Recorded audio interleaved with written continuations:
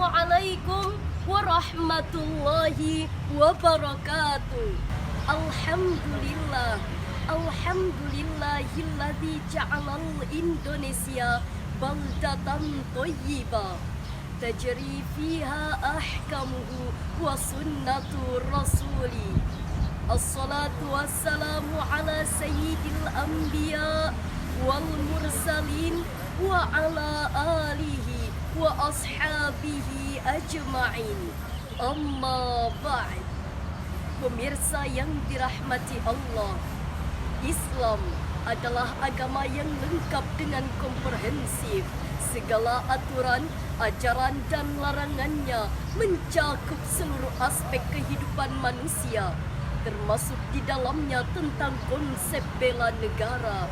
Namun sayangnya masih banyak orang yang mengira konsep bela negara bertentangan dengan Islam yang mengharuskan berukhuwah antar sesama muslim tanpa ada sekat negara, yang pada akhirnya tumbuh dan berkembanglah anarkisme, separatisme, ideologisme, bahkan isu sara menjadi perbincangan sehari-hari.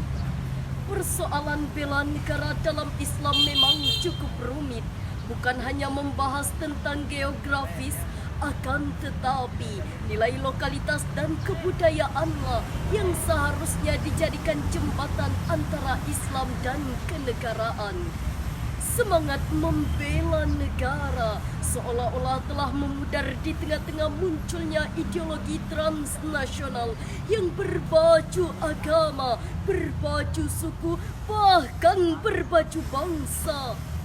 Padahal di sisi lain, membela negara dapat digolongkan sebagai salah satu jihad dalam konteks fisabilillah. Lantas pemirsa, bagaimanakah Al-Quran sebagai kitab yang terpuji dan teruji umat Islam membingkai aksi bela negara sebagai perwujudan cinta tanah air, cinta bangsa dan cinta negara? Untuk itu, izinkanlah kami menyampaikan satu topik khitabah syarhil Quran dengan judul Urgensi dan Konsep Bela Negara dalam Islam. Pemirsa yang dirahmati Allah, Allah Subhanahu wa Ta'ala berfirman dalam Al-Quran surah Ibrahim ayat 35. A'udzu billahi minasyaitonir rajim. Bismillahirrahmanirrahim. Wa idh qala Ibrahim rabbi ja'al hadzal balada amina wajnubni wa baniya an na'budal asnam. Sadaqallahul azim. Wa idh qala Ibrahim, dan ingatlah ketika Ibrahim bermunajat kepada Allah. Rabbi ja'al, kata Ibrahim, hadzal balada amina, jadikanlah negeri ini negeri yang aman. Wajnubni, dan jauhkanlah aku, wabaniya, beserta anak cucuku, anak budal asnam, dari menyembah berhala-berhala. Pemirsa yang dirahmati Allah, kata balda sebagaimana disebut dalam Al-Quran surah Ibrahim tersebut dengan segala derivasinya. Menurut Muhammad Fuad Abdul Baqi dalam Al-Mu'jam Al-Mufahras li Al-Fasil Quran cetakan Darul Fikri Beirut halaman 134 terulang sebanyak 19 kali. Jumlah ini menggambarkan kuantitas kata balad yang berarti negara yang sering disebutkan dalam Al-Quran. Sementara itu pemirsa, menurut Ibnu Faris dalam Mu'jam Muqayyiz Al-Lugha cetakan Darul Ihya Al-Lugha Beirut halaman 136 sampai 137 mengatakan bahwa kata baldah yang berarti dada.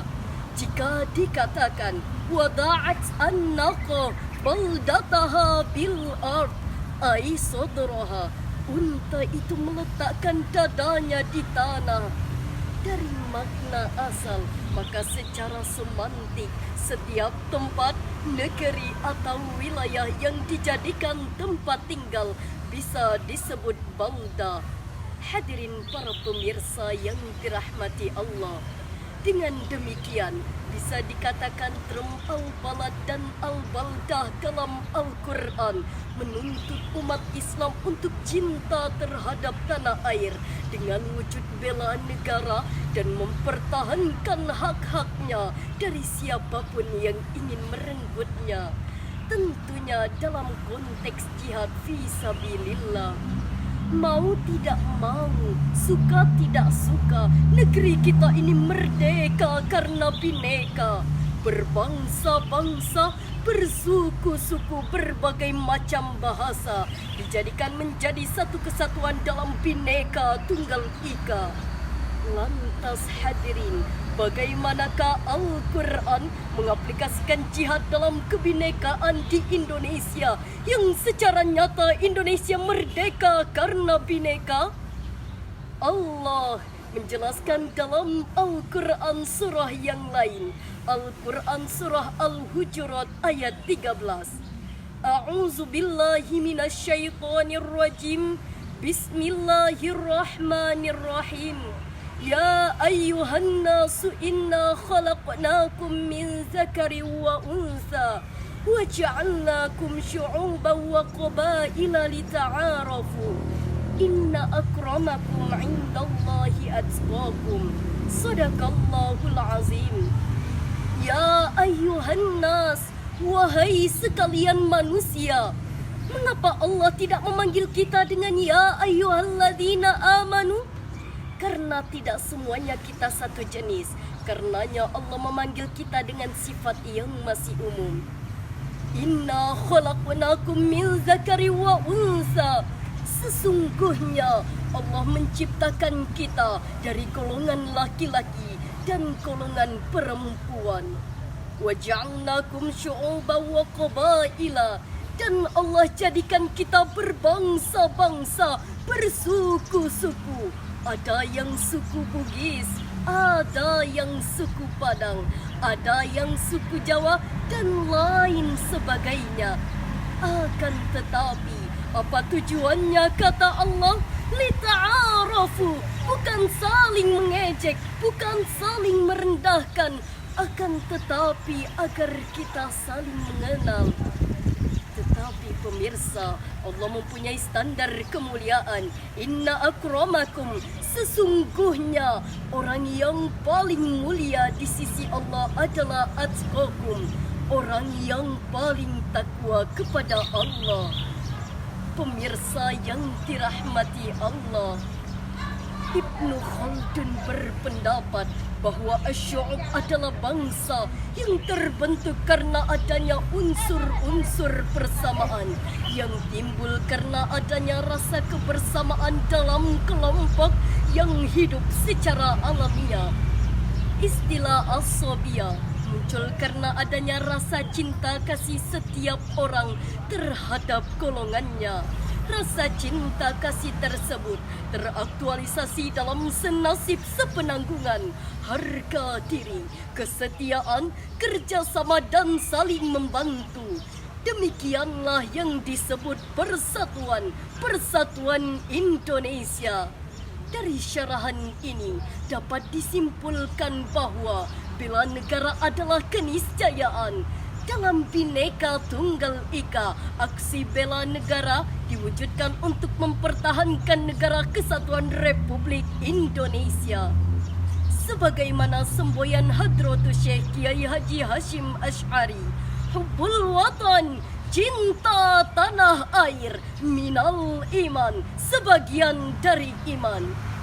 Yalal watan, yalal watan, yalal watan, hubbul watan minal iman, wala takum minal hirman, inhadlu ahlal watan. Indonesia negeriku, engkau panji martabatku. Siapa datang mengancammu kan binasa, di bawah durimu. Siapa datang mengancammu kan binasa di bawah durimu. Demikianlah yang dapat kami sampaikan. Terima kasih atas segala perhatian. Mohon maaf atas segala kekurangan. Usikum wa nafsi bitaqwallah. Wassalamualaikum warahmatullahi wabarakatuh.